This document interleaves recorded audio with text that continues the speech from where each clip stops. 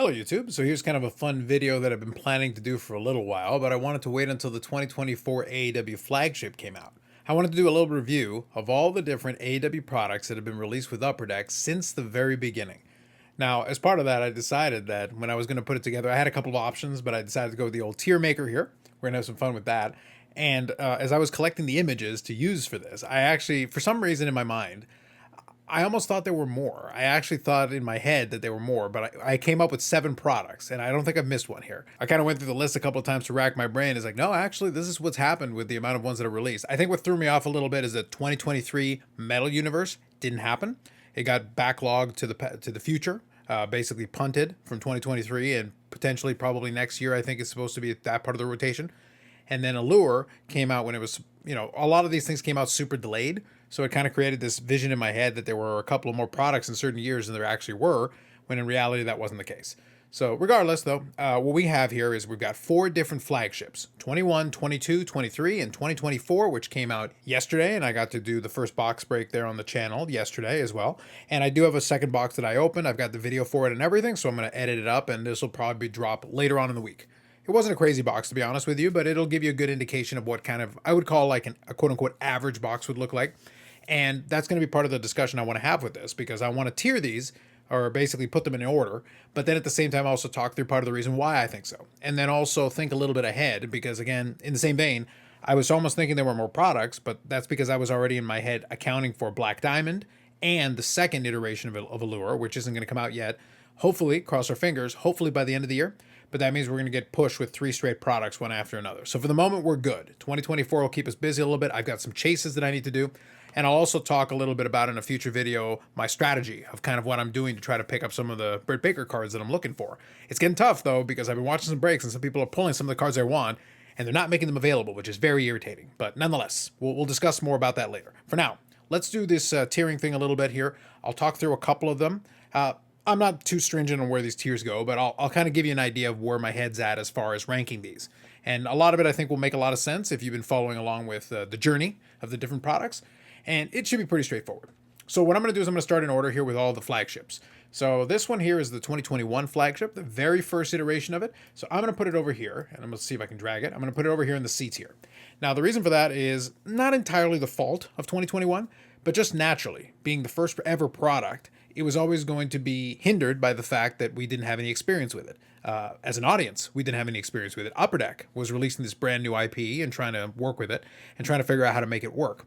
Now, the real big issue that I think held this one back and really hurt it a lot is actually something not related to Upper Deck at all. It really came down to it being a premiere issue, and people were kind of speculating at the time that this came out. You got to remember, this is 2021. And when this came out, people were kind of still in speculation mode, and they were thinking in their head that the product itself and the stuff that was going to come out of it was going to be a little bit different than what it was.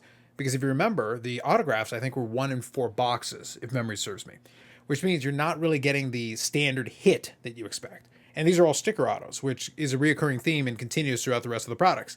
So you don't have that. There are some inserts and there are some numbered cards and things like that, but they're not coming up all the time in boxes.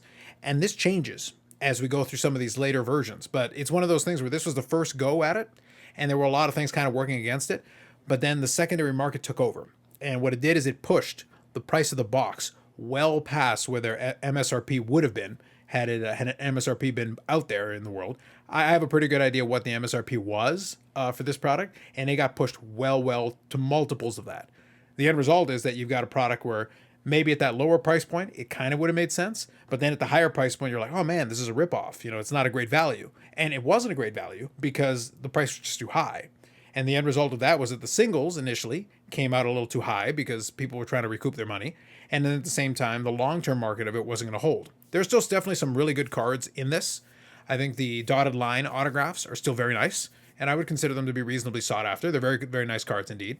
But the reality is it just wasn't enough to sustain it. I do think there's some interesting stuff in there, and there's some stuff where I'm kind of still collecting it a little bit.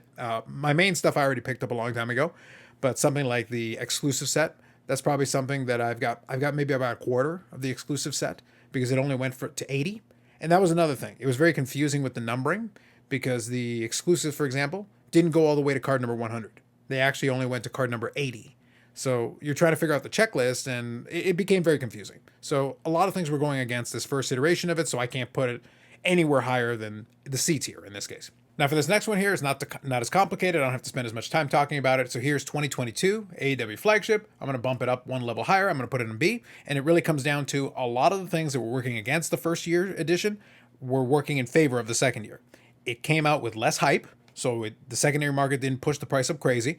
The boxes became very reasonable very quickly. As a matter of fact, I think you can still get these boxes. I think I bought some boxes of this as cheap as $50 a couple of years after the fact. So the reality is, like, at 50 or even $70, it's fine, and you can have a lot of fun with it, and there's some decent inserts in it, and there's a lot of the enjoyment of it, but they did improve certain aspects of it. They added some more things to it to make it a little bit better in terms of the opening experience, and that all contributed to helping it out. So it's what's supposed to happen. They're supposed to learn from their mistakes or learn from opportunities to do something better and then improve it. So I think the photo selection was better. I think the character selection was better. And this will be a reoccurring theme to these other ones. So everything that worked against the first one kind of worked in favor of the second one. It made it a lot more reasonable. It was a lot more fun to honestly open boxes of. And I definitely had some fun opening some boxes of that. Now that moves us to 2023 Flagship. So let me see. Can I actually kind of...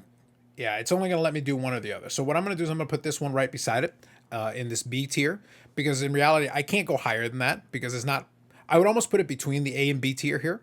Because 2023 was, again, another improvement. This is where you added the playing cards, the Double or Nothing playing cards. You started experimenting and adding a bunch of other inserts that made things a little bit more interesting. And you actually started increasing the number of inserts that you put in it. And this is kind of following an Upper Deck edict that they do in the hockey as well. They started to de-emphasize autographs and memorabilia, even though they're still in the product. You can still get autographs and memorabilia. But the reality is, all the way through, in Flagship, every single time, autographs have always been more difficult to come by and at a premium. But again, the checklist improved slightly. And again, the design and the ideas improved slightly. So as a result, it's a slightly better product than the previous one. So I think that's the best way to look at it, is that every iteration slowly improved on what the previous one was doing. And that continued. The trend continued in 2023. And that brings us to 2024. I've opened a couple of boxes of it so far. And I probably have another 5 or 6 that are supposed to come in. So I'll be opening a number of boxes of it. So I can tell you right now that this one will probably go a step above that. It's going to go to this A tier. But again, it's almost like between A and B. But it is a step above the previous one. And that's simply because the design looks nice. The cards themselves seem to be pretty nice quality.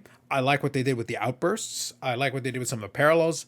The breakout cards being numbered to 49, I think are going to be very sneaky. I talked about that in my preview. I think they're going to be very sneaky cards to chase down. I would love to see somebody put a set of it together. I think being numbered out of 49, though, is going to make that very challenging. And I'll share some stories related to that probably in the next couple of videos at some point. But I'll tell you right now that they look great. And a lot of the acetate cards look really great. And you've got the lenticular cards, and they look really good. So they've incorporated technology. The checklist took a big leap forward. And I talked about that in my preview. And I gave kudos to Upper Deck on actually incorporating some of the ROH talents, including Billy Starks, whose name I really have been struggling with, and the same thing happened in the box break. But anyway, including her first card, including Mariah May, including other folks from ROH, just the fact that you included these names meant that you actually had the fullest checklist so far, and that in itself already is an improvement. And you had tag teams and you had trios, so you had a pretty good mix. You had the same 100-card base that you're used to, but you had a nice complement of parallels to go along with it, including some really tough ones that I think are going to be a challenge for people to put together, but not unfair challenge. So it gives you an opportunity to have something to chase, but at the same time, there's enough there to keep you busy and to keep you interested. But regardless, I can only do so much. And actually, as I'm talking, I'm kind of talking myself out of this one. I'm going to bump this down because I need to have a little room for something. So what I'm going to say is, even though I'm putting 3 of these in the B tier, I am actually going to bear in mind that every single time, it's almost like I move a little gradient up. It's almost like this one is a little bit above that one like this, and then that one would be a little above it like this, but not all the way up to the A tier. Regardless, I'll say that every single one of those took a step forward and a step up. And if you improve it again, maybe you could get to that A tier, but you'll see why in a moment why I struggle to put it beyond this point, because there is a big difference in terms of what comes next. Now, before I get to that though, I have to go in the opposite direction, because I've done all the flagship ones now. And again, every single version became better than the last. And I think the 2024 is the best version of flagship thus far. Now we're talking about here going backwards to 2021 Spectrum. And 2021 Spectrum goes right down here. And if I could put it lower, I would. If I could put it far to the point that you can't even see it on the screen, I would put it there. And there's a couple of reasons for that. Really, unlike 2021 flagship initially, which had some circumstances that worked against it, Spectrum, unfortunately, I think that one was one that needed more cooking. The idea behind it, I just couldn't quite figure it out even at the time. And then as I got around to opening a couple of boxes of it, I realized very quickly that it's like, oh, this is going to turn. This is going to turn hard in the wrong direction. Now I'm going to say something. There are some nice cards and inserts and parallels in it. But the problem that you ran into with this one, and I've done a video talking about this in the past, is that the design, so for say for the base and some of the parallels, is uninspired. It's just not very good. And it's one of those things where because it's not a very good product in terms of design on a lot of the inserts, there are some good ones though. Like I said, there are some ones that I thought were well considered. You've got yourself an issue where you're just not providing something that is aesthetically pleasing on a lot of them. And then on top of everything else, this was a more premium product. It was more than $200 a box, and you're only getting a certain amount of cards per pack / box, which puts it into that more super premium category. And you just didn't get, you got thicker cards, but you didn't get what actually felt like a more premium experience. What you got was these base cards that didn't look very good, parallels of said base cards, and then you would have autographs. There were sticker autos. It basically looked like you slapped the sticker auto on top of a base card, because that's design-wise, that's basically what happened. Even though, again, the back would reflect the autograph part of it. Or you'd have a memorabilia card, which was a base card with a cutout and a piece of memorabilia in it. Or you'd have an autograph memorabilia card, which was a cutout and a sticker slapped on top of it. Now they did, for the one-of-ones, have the AEW logo, which is very similar to what happens with the WWE and, say, Immaculate, and you can have a logo version of the card as a one-of-one. So that's a nice-looking card. So there are some nice ones, but it just never fell into place. And the other thing is that the photo selection really didn't hold up very well on that one either. And I think the biggest issue, so price was an issue, the photo selection was an issue, the design just wasn't great for a lot of it. Table for Two, for example, I thought was actually really good. So there were a couple of standouts in there. You had the metal cards in there as well. But I think what really hurt this one is that the price point was too high. Even though it's supposed to be a super premium product, it didn't feel super premium going through it, even though some of the cards were nice. The end result was that you felt something that kind of felt flat, and then it was really expensive. So you had all these things working against it, and then because it was still 2021, you had a checklist, which unfortunately you ended up having to kind of scrape a little bit of the bottom of the barrel. The reality was the roster just wasn't strong enough to sustain it in that year. When you can get an autograph, when you can have a box where a hit would be a low numbered autograph parallel Serpentico, and if that's one of your hits, then it's not looking good for you.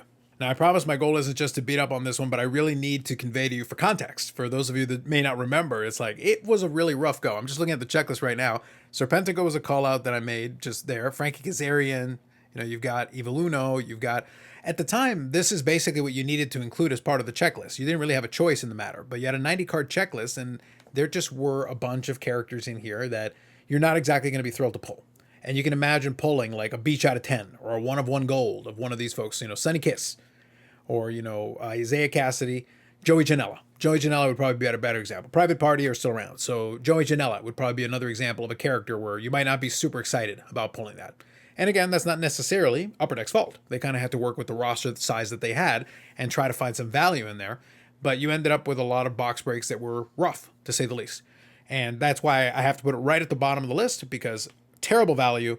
The cards themselves, while, decent quality in terms of thickness and some of the cards base and beyond, it just never felt like a fully premium product when, again, you could see some of the pulls that you were getting out of those boxes. Now, the good news is that that's going to bode well in relative terms for Black Diamond when it comes out, because that's going to be your second attempt at a super premium set. Now, caveat to this, while just looking at the mock-ups and everything else, design-wise, it's going to be leaps and bounds. So it's basically going to be, in this case, I had to do a slow increase because, again, we went from first year, second year, third year, fourth year. But with this tier list, I can't reflect the fact that each year got a little bit better than the last, almost to the point that I would almost put it up here. But not quite, but I would almost put it up there. But the end result is that you were seeing steady improvement. In this case, I think with this premium product, with Black Diamond, you're going to see a quantum leap. Now, I will say that your problem may be that I know Black Diamond from the hockey side, you're almost doubling the price. So you're putting even more expectations on it. The design will definitely hold up because design-wise it's going to be much better. It's going to be tough. Regardless, I'm confident it's going to rank much higher, but that price point is going to be a bit of a sticking point, especially where AEW is right now. It's a tough sell to try to go that super premium. So I don't know. We'll have to see how that one plays out, but I'll be curious. Now that brings us to 2022 Metal Universe. Now this one is kind of interesting because in a certain way it's kind of obvious, but what I'm going to do is I'm not going to give you too much of a surprise here. I'm going to put it up in the A level. Now it's not going to go all the way to the top, and I'll give you some of the limitations that prevent that, but it's definitely a step up from a lot of the flagship. You know, even the best flagship is not going to have the best potential compared to a Metal Universe. Now, it holds this Metal Universe back, and in the same way that I told you that some of these should probably be almost like in the middle here, this one should almost be kind of in the middle going the other way, between A and B, but still closer to A than to B, so that's why I'm putting it here. But the reality of it is that Metal Universe, in concept, had a really good idea with it. I think, though, that the boxes themselves, if you actually open the boxes, the experience of opening the boxes, did leave a little to be desired. There were, now design-wise, there were some tremendous cards in this. Some really good ideas and some interesting things. I'm not as into the die cuts as much. That really wasn't something that I was too keen on, but I appreciated the effort for it. Obviously, the PMGs is a big draw, but they were just really tough to pull. And it's one of those things where even now, tracking down the greens and trying to find the golds out there in the wild, it might just be a case that maybe not enough of the boxes were open. And that's where you kind of went into that value proposition problem. Now, you can get some of these Metal Universe discounted. I know for a fact that in Canada, there's still some retailers out there that have Metal Universe, and they'll put it at about $100, which isn't too bad. But it's one of those things where you'll open a lot of boxes where at $100 it's not so bad, but you'll open a bunch of boxes where you probably won't get a PMG, or you probably won't get an autograph, and it'll be like, it'll just be okay. But if you can get an autograph or something like that, then it's kind of good. But it falls under the same problem as a lot of these products. You're not guaranteed an autograph per box, but was a higher end product compared to your flagship. I actually don't mind making your autographs tougher because it does tend to hold their value a little bit better. This is something that I think the WWE folks like to argue about a little bit because they talk about Panini putting these autographs in there. And my counter to that is, well, yeah, but a lot of the autographs for the lesser characters are all basically junk. They might as well be just a cheap insert because you don't really care about them. Yeah, they're an autograph, but that's about it. I don't necessarily, going back to the Serpentico thing, I think putting a Serpentico autograph in every box would not have done anything for anybody. I don't think that, or an Alex Reynolds autograph in every single one wouldn't have been very exciting to anyone, I don't think. So I think filling it up with more just generic autographs, I don't think would have been the answer. I do think, though, that a little bit more in terms of inserts or something that felt a little bit better would have been good. But they did have, I'll say, Skybox Premium was a good idea. A lot of the parallels of that looked pretty good. Some of the autograph variants of it looked pretty good. Intimidation Nation looked pretty good. So they had some really good stuff. That's why I think the insert quality, when you were able to get some of them, I think pushes it up into this tier and makes it a little bit better. I would think, though, that if you do return to a second Metal Universe, then I think that you'll be able to make some adjustments. You'll be able to tweak the checklist in much the same way you've done with Flagship and steadily improved it. A tweak to the checklist, redo some of the ratios, and try to give yourself a slightly better chance to get a little bit more autographs. Again, I don't need them one per box, but give you a little bit of a better chance to get one would probably help. And I think now that the roster is a little bit more robust, you can kind of spread the wealth out a little bit, and you'll actually have a better average quality to an autograph. You don't have to rely on some of those lesser talents to fill in the gap. And it gives you still a little bit of value, perceived value inside of the box, and I think that'll help it quite a bit. Again, with maintaining some of the ideas they did well, keeping with some of those classic skybox designs, I think could work really well for them. Even in the same vein, Jambalaya. I didn't even mention Jambalaya, and those look tremendous. Those ones look really great. So it's one of those things where I think they did a lot of things right, and it definitely showed in terms of it feeling better. But I think just what it came down to is that the market just wasn't ready for a lot of those PMGs because, again, you still had a lot of characters that people are not necessarily as interested in. So even having a PMG of them doesn't necessarily make it more interesting. Although, if you wanted to put together a set, you could probably put together a set of most of the mid to lower end characters and probably be able to do that relatively cheap, especially a couple of years on. All right, so I spent fair bit of time talking about that one because, as you notice, with some of them, unless it's really bad, unless it's a Spectrum one, I have more things to say about the products that I really like or that I liked more. So that leaves us with Allure, and no surprise, that one goes right to the top. If you watched anything on the channel or seen any of the breaks, I've done tremendously well on Allure. Now, the reason I put it up here isn't just because I was able to get some great hits. I think in total, I want to say, I think I ended up with 4 different Golden Treasure pulls, 1 autographed Golden Treasure, and 3 others, which obviously is fantastic. But in reality, if you really want to break it down, I've opened probably 2 cases of it. Obviously, I like the product. But what it really comes down to is that the chromium finish looked great. The design of the cards looks great. The parallels, a lot of them look really nice. Even the die cuts and everything, some of them I could do without. The ice cream, not so great. And the buses really didn't do anything for me. However, I give them credit for trying it. I didn't mind the attempt because it was interesting. But then you had a bunch of other things that actually look really good. You've got different levels. All the parallels themselves look really good as standalone things that you can collect.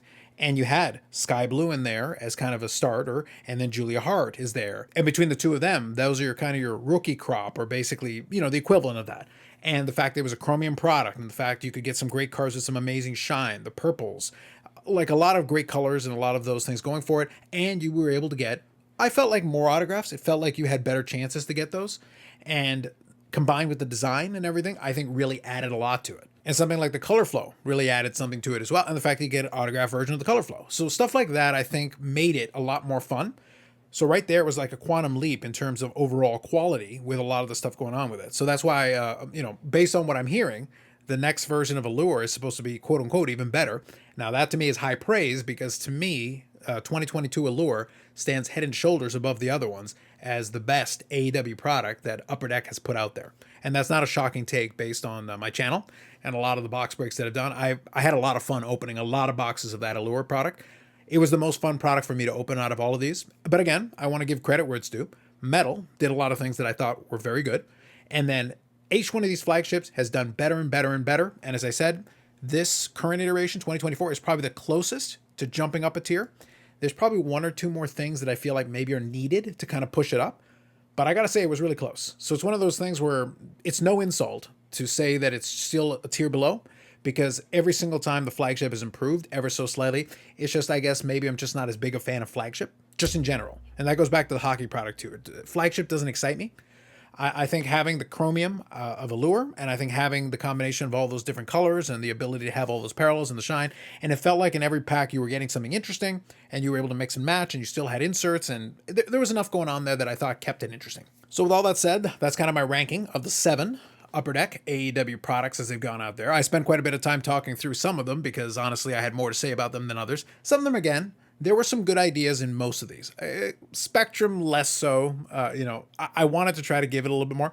I'll say Table for Two, I thought was really nice. I thought that was really well done. And there were some other things that I think were probably decently done, but I could do without that base set design and those parallels again. I'm glad that Spectrum is out of the rotation and that they're going to try to do it with Black Diamond, although the price point may be a bit of a challenge. That's where I'm going to be kind of curious. Because on paper, Black Diamond will be much better, but I don't know if it's going to be able to push all the way up, maybe beyond B level, because of the price point. It's going to be the value proposition that may hold that one back, even though some of the cards are going to look fantastic. I can pretty much guarantee that. And then the next iteration of Allure, it's going to have a lot to hold up to if it's going to hold up to the standard of the first one, because I think the first one, they did a tremendously good job. It doesn't mean you can't improve it, but it means you've got a lot of ground to cover if you want to try to somehow get past that level and try to provide some more of a fun breaking experience, because I think you definitely had it with that product, in my opinion. All right, and with all that said, this was kind of a fun video that I wanted to put together, a little bit more of a talking video, so hopefully you enjoyed. I'd love to get your opinion. If you would re-rank any of these, maybe you would push one of them up, push one of them down. I'd be kind of curious where you would fall on this, or if you fall very similarly to me, where you've got Spectrum on the bottom, Allure on top, the flagships steadily increasing along the way, and then Metal kind of falls a little bit in the middle, below Allure, but above the flagships so far. That's kind of my take on this one.